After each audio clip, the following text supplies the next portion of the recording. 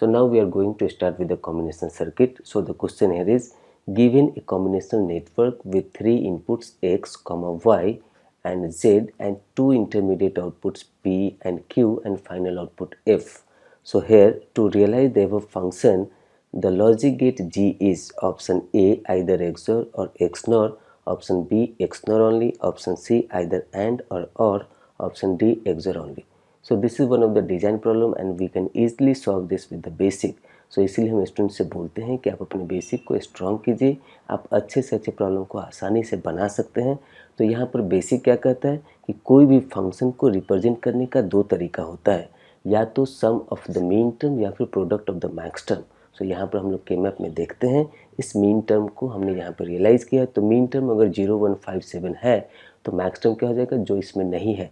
So that is 2, 3, 4 and 6। सो यहाँ पर ये मीन टर्म है हमारा और मैक्स टर्म, दोनों का यहाँ पर रिप्रेजेंटेशन है in this K map. So now we are going to start with the grouping.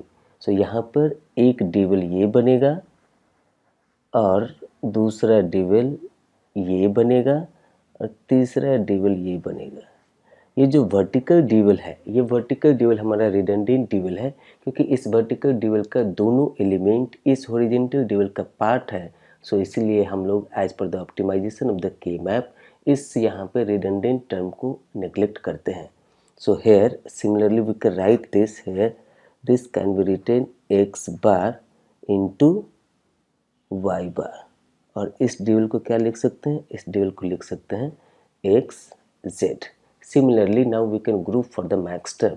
सो यहाँ पर मैक्स टर्म से एक ग्रुप हमारा ये बनेगा, दूसरा ग्रुप हमारा ये बनेगा और तीसरा ग्रुप हमारा ये बनेगा। सो यहाँ पर भी ये जो वर्टिकल ग्रुप है, ये वर्टिकल ग्रुप हमारा रिडंडेंट टर्म होगा, क्योंकि इसके दोनों एलिमेंट हमारा जो हॉरिजॉन्टल डिवल है उसका पार्ट है। सो इसको हम लोग क्या लिख सकते हैं, इसको हम लोग लिख सकते हैं this can be written as X plus Y bar, और इस डिवल को हम लोग क्या लिखेंगे, तो इस डिवल को लिख सकते हैं एक्स बार प्लस जेड। अब यहाँ पर हम लोग इसको लिखते हैं। सो ये अगर हम लोग सम ऑफ मीन टर्म को पकड़ते हैं तो यहाँ पर इस फंक्शन को लिख सकते हैं this F as a X bar Y bar plus X Z, और यहाँ पर अगर हम लोग प्रोडक्ट ऑफ मैक्स टर्म को लेते हैं तो क्या लिख सकते हैं, F is equal to X plus Y bar into X bar plus Z. अब यहाँ पर हमसे पूछा गया है कि to correlate this Q and P we need to produce this F, what are the logic gate required as a G। तो यहाँ पर अगर आप इसको मानते हैं P और इसको मानते हैं Q, आप चाहे तो इस दोनों को इंटरचेंज भी कर सकते हैं, कोई दिक्कत नहीं है। हमें देखना है ये G लॉजिक गेट जो इस P और Q को कोरिलेट करके F को प्रोड्यूस करता है। तो अगर हम लोग यहाँ पे सम ऑफ मीन टर्म को पकड़ते हैं, इसको पकड़ते हैं, तो यहाँ पर ये होना चाहिए और गेट, और सेम फंक्शन को अगर हम लोग प्रोडक्ट ऑफ मैक्स टर्म में रिप्रेजेंट करते हैं तो देखिए यहाँ पर अगर हम लोग इसको मानते हैं P, इसको मानते हैं Q, आप चाहे तो दोनों को इंटरचेंज भी कर सकते हैं, इससे कोई दिक्कत नहीं है। लेकिन इन दोनों को कोरिलेट करने के लिए जो हमको लॉजिक गेट G चाहिए to produce this function F as a product of the max term, so यहाँ पर साफ साफ दिख रहा है क्या होना चाहिए, एंड होना चाहिए। So this function can be correlate as a G here for this P and Q either or gate or and gate. So जैसा कि हमने यहाँ पे मेंशन किया, this is MCQ। So as per this option C is the right answer for this question, और ये question हमारे series का एक बेहतरीन क्वेश्चन है, आप अपना ओपिनियन इस पे जरूर दें। So the question here is a Boolean function is realize by the block diagram shown below with 3 inputs x, y and z and output f. So this is the block diagram shown here. To realize the function f, the logic gates G1 and G2 are so and so respectively, full stop. Option A AND, OR. Option B XOR, AND. Option C NAND, NOR. Option D XOR, XOR. So यहाँ पर इस problem को हम लोग दो तरीके से बना सकते हैं। पहले देखते हैं by using that K map. So यहाँ पर यह है हमारा 1, यह है 2, this is 1, this is 2, this is 4, this is 7। इसको हम लोग यहाँ पे कैनोनिकल फॉर्म में कैसे लिख सकते हैं, so this if we can write it here as a X bar Y bar Z plus X bar Y Z bar plus X Y bar Z bar plus X Y Z. अगर आप ये पहले दो term को लेते हैं तो यहाँ पर हमको दिख रहा है क्या कॉमन है, एक्स बार कॉमन है, so we can write it here Y bar Z plus Y Z bar plus इन दोनों टर्म को अगर हम लोग लेते हैं तो क्या कॉमन है, X Y bar Z bar plus Y Z. इसको हम लोग क्या लिख सकते हैं, X bar and Y XOR with Z plus X, और इसको क्या लिख सकते हैं, वाई एक्सोर विथ जेड का होल बार। सो यहाँ पर अगर हम लोग इसको ये वाई एक्सोर जेड को के मानते हैं, let K is equal to Y XOR with Z, तो इसको क्या लिखेंगे हम लोग, एक्स बार के प्लस एक्स के बार, क्योंकि यहाँ पे k is equal to Y XOR Z है तो k बार क्या हो जाएगा, तो y एक्सोर जेड का होल बार हो जाएगा। तो यहाँ पर इसको हम लोग फिर से यहाँ पर रीराइट क्या कर सकते हैं, x एक्सोर विथ k, तो हमने क्या माना था, k को माना था y XOR with z। So this is the mean term whatever it has given 1 2 4 7 is showing here the realization of 3 input XOR gate। तो यहाँ पर हम लोग इसको ऐसे भी रियलाइज कर सकते हैं। So here how we can do that, ये हमारा XOR गेट है, दो इनपुट XOR गेट लेके भी इसको रियलाइज किया जा सकता है। सो यहाँ पर इसको ऐसे भी कर सकते हैं। So this is if I am taking this here as X Y and this is Z and this is here final output F. आप वहाँ देखेंगे ब्लॉक में तो वहाँ पे यही चीज़ पूछा गया, what is this gate and what is this gate। So this both the gate to realize this function, this both the logic gate is required here as a XOR gate। अब देखिए यहाँ पर, so that is given in option D, so this is here final answer। so this G1 and G2 this must be XOR gate and XOR gate। यहाँ पर ये तो हमने बताया के मैप से या कैनोनिकल फॉर्म से आप बोल सकते हैं। और इसका दूसरा तरीका क्या है कि अगर 3 इनपुट XOR गेट का मीन टर्म आपको मालूम है तो डायरेक्टली आप यहाँ पर आंसर कर सकते हैं। सो ये मीन टर्म अगर आपको पता रहेगा पहले से तो आप इसको बिना उस के मैप के फॉर्म में जाने से पहले ही आप यहाँ पर इसको आंसर कर सकते हैं। सो इस टाइप के क्वेश्चंस 1 मार्क्स में पूछा जा सकता है। So by this way this is the end of the explanation for this question. So the question here is figure below shows a two way switch which is mainly used in home and hotels to turn on the light। So this is the setup of the circuit given here। To glow the LED the required conditions are option A is equal to 0 and B is equal to 0, option B A is equal to 0 and B is equal to 1, option C A is equal to 1 and B is equal to 1, option D A is equal to 1 and B is equal to 0। सो यहाँ पर इस LED को glow होने के लिए क्या होना चाहिए, तो इसको फॉरवर्ड बायस होना चाहिए। इसको फॉरवर्ड बायस होने के लिए क्या होना चाहिए, तो इसका एनोड साइड यहाँ पे हायर पोटेंशियल से कनेक्टेड होना चाहिए, जो कि यहाँ पे कनेक्टेड है 5 वोल्ट से। सो इसका कैथोड साइड हमारा logic 0 that is equivalent to 0 volt से कनेक्टेड होना चाहिए, तब तो ये एलईडी ग्लो होगा। सो जैसा कि ये सर्किट यहाँ पे दिया हुआ है इसके हिसाब से अगर नॉर गेट का आउटपुट लॉजिक 0 होता है तो ये एलईडी हमारा ग्लो होगा, अदरवाइज ये नहीं होगा। तो हम लोग यहाँ पे इनपुट साइड से देखते हैं। सो यहाँ पर ये एंड गेट का आउटपुट आएगा ए इंटू बी और ये आउटपुट आएगा A bar into B bar. So this NOR gate output is A into B plus A bar into B bar का होल बार। यहाँ पर हम लोग एक आउटपुट एज्यूम करते हैं y। So this y we can write it a into B plus A bar into B bar का whole बार। हम लोग इसको रीराइट कर सकते हैं a एक्स नॉर b का whole bar that is equivalent to a XOR b। So जैसा कि हम लोग यहाँ पर देखे हैं कि इस एलईडी को ग्लो होने के लिए y को क्या होना चाहिए, 0 होना चाहिए, और y क्या है, a एक्सोर b। सो जैसे कि हम लोग प्रॉपर्टीज ऑफ एक्सोर गेट से जानते हैं कि ये हमारा 0 तभी होगा जब दोनों इनपुट सेम होगा।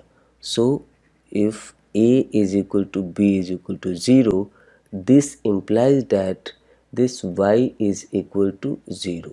दूसरा केस क्या होगा कि अगर a और b दोनों बराबर है 1 के, तो भी हमारा y 0 के बराबर होगा। अगर a और b बराबर नहीं है तो y हमारा 1 होगा। उस कंडीशन में एलईडी ग्लो नहीं होगा।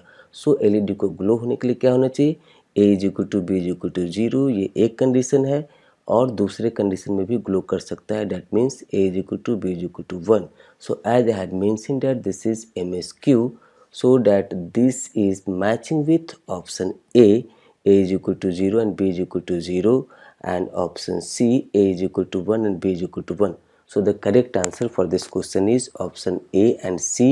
By this way, this is the end of the explanation for this question. So the question here is, a multiplexer is realized by multi-inputs NAND gate only. The minimum number of multi-inputs NAND gate required to realize 16:1 mux is fill in the blanks. सो यहाँ पर अगर आप multiplexer के internal circuit को देखेंगे तो वहाँ पे नॉर्मली नॉट एंड और गेट से रियलाइज़ किया जाता है। और ये 16:1 को हम लोग कुछ ऐसा लिख सकते हैं, सो 2 to the power 4:1। ये जो पावर है वो हमारा बताता है नंबर ऑफ सेलेक्ट लाइन। सो जितना नंबर ऑफ सेलेक्ट लाइन होगा उतना नंबर ऑफ नॉट गेट होगा। और यहाँ पर ये जो 16 है ये हमारा एंड टर्म को बताता है, तो जितना प्रोडक्ट टर्म होगा वो यहाँ पे उतना ही हमारा एंड गेट होगा। सो यहाँ पर ये हो गया 16, और ये सारे एंड गेट आउटपुट को एक साथ जोड़ते हैं to make that single output for this mux. So ये और गेट हमेशा एक होगा, लेकिन हमको यहाँ पे ट्रांसफॉर्म करना है नैंड में। सो ये मल्टीप्लेक्सर का ये हमारा पार्ट है, ये सर्किट का थोड़ा सा पार्ट है। तो यहाँ पर एंड गेट के आउटपुट में अगर आप बबल डालते हैं तो ये नैंड हो जाएगा, ये भी नैंड हो जाएगा, ये भी नैंड हो जाएगा। और ये और गेट के इनपुट में बबल डालते हैं तो इस बबल के इम्पैक्ट को नलीफाई कर देगा। So this bubble OR is also called a NAND gate. So यहाँ पर जितना एंड गेट है उतना आपको नैंड गेट लगेगा। तो यहाँ पर ये 16 है तो 16 लगेगा। जितना नॉट गेट है उतना हमको नैंड गेट लगेगा, तो ये 4 हो गया। और गेट हमेशा यहाँ पे 1 होता है, तो यहाँ पे मल्टी इनपुट नैंड गेट होगा। So this will B 1। सो यहाँ पर अगर टोटल काउंट करेंगे तो ये हो जाएगा टोटल हमारा 21। सो इसका जनरल फार्मूला क्या होगा, so we can write here minimum number of NAND gate required is k plus log k base 2 plus 1. So k का वैल्यू क्या है, ये 16. So this is our k. So here this is 16 plus log 16 base 2 plus 1. So ये हो जाएगा 16, ये हो जाएगा 4, ये हो जाएगा 1। So total it will become here 21। ये पार्ट आपके लिए बहुत इंपॉर्टेंट है, इसको आप नोट्स में नोट कर लेंगे, ये बहुत काम आएगा आगे चल के। और इसके और डिटेल इंटरनल सर्किटरी जानने के लिए आप कोई भी टेक्स्ट बुक को रेफ़र कर सकते हैं, वहाँ पे आपको दिख जाएगा मल्टीप्लेक्सर का इंटरनल सर्किटरी पार्ट। और ये हमने यहाँ पे सिर्फ पार्ट लिया, ये कंप्लीट सर्किट नहीं है। तो यहाँ पर सिर्फ समझाने के लिए कि कैसे हम लोग एंड को नैंड में चेंज करते हैं और ये मल्टी इनपुट और को नैंड में चेंज करते हैं। सो यहाँ पर आप देख लीजिएगा और उसके बाद फिर ये चीज़ आप नोट डाउन कर लीजिएगा। So the final answer for this question is 21, and by this way this is the end of the explanation for this question. So the question here is, a half adder and half subtractor is shown in below figure. So this is half adder, this is half subtractor. The half adder of figure 1 is cascaded with half subtractor of figure 2 as shown in block diagram. So this is block diagram here. The expression for F1 and F2 are option A, F1 is equal to A XOR B, and F2 is equal to A bar into B. Option B, F1 is equal to A XNOR with B, and F2 is equal to A into B bar. Option C, F1 is equal to A plus B, and F2 is equal to A into B. Option D, F1 is equal to A XOR B, and F2 is equal to A into B bar. सो यहाँ पर ये question का length width देख करके घबराना नहीं है, ये सब बेसिक से बनेगा। चलिए आगे देखते हैं इसका सोल्यूशन। सो यहाँ पर जैसे कि हम लोग जानते हैं कि सम का एक्सप्रेशन क्या होगा, so this will be A XOR B as per their operation, और कैरी क्या होगा, ए बी। यहाँ पर डिफरेंस ये क्या होगा, तो यहाँ पर इसका इनपुट हम लोग लिए X Y. So this will become here again X XOR with Y, और बोरो क्या हो जाएगा, so this will become here X bar into Y. यहाँ पर अगर आप देखेंगे तो F1 क्या है, डिफरेंस है as per this block diagram. So this F1 is difference here and this F2 is borrow here. तो यहाँ पर हम लोग इसको देखते हैं। तो F1 को क्या लिख सकते हैं? So this F1 we can write it here. यहाँ पर ये हमारा x, ये हमारा y, इसको मानते हैं हम लोग सम s एंड कैरी c। सो यहाँ पर इस इनपुट के हिसाब से अगर आप इससे को रिलेट करेंगे तो क्या दिखेगा? F1 is equal to x XOR with y, और ये F2 क्या मिलेगा? This F2 is equal to x bar into y। यहाँ पर अगर आप देखेंगे तो ये जो सम है हमारा आउटपुट, यही हमारा x है। So s is equal to x, here I can say that this s is equal to x as per this block diagram and c is equal to y। So यहाँ पर अगर हम लोग डालें तो इसको ये भी लिख सकते, x क्या हो जाएगा? This is here a XOR b and this is here A B. So यहाँ पर अगर हम लोग x और y के वैल्यू को डालेंगे तो क्या मिलेगा? a XOR b XOR with A B. अब इसको आगे एक्सपैंड करने का ज़रूरत नहीं है, क्योंकि हमने एक क्वेश्चन नंबर 8D में ऐसा वहाँ पे प्रॉपर्टी डेवलप किया था और आपको दिया था वहाँ पर कि x XOR with y XOR with xy is equal to x plus Y. ये हम लोगों ने वहाँ पे सीखा था।